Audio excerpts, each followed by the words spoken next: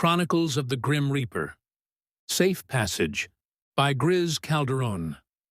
Simon guided the SUV carefully along the winding highway, the fog dense enough to blur the edges of the road.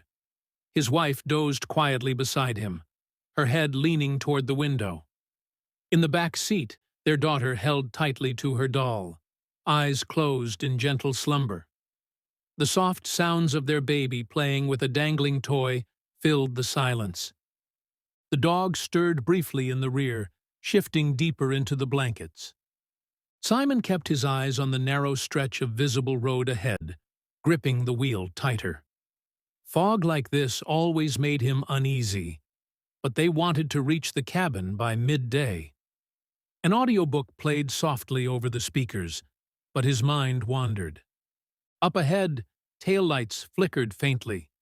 An 18-wheeler rumbled in front of him, its bulk barely visible until they had drawn closer. Simon eased off the gas, giving the truck space. Without warning, the 18-wheeler swerved violently, headlights sweeping across the fog like searchlights. Simon's pulse jumped as he gently pressed the brakes, watching the massive vehicle veer off the road and disappear into the trees. His wife stirred awake, eyes wide with alarm. "What happened?" "Stay calm.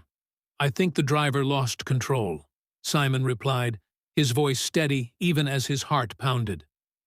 The children began to cry softly in the back. Simon slowed to a crawl, pulling over near the wreckage barely visible through the tree line. "I'm going to check if they need help. Call for emergency services," he said, stepping out onto the gravel shoulder. The air felt heavier as he approached the site. Twisted metal glinted between broken tree trunks. The truck crumpled against nature's barrier. A faint song drifted from the cab, cutting off suddenly as if the tape had reached its end.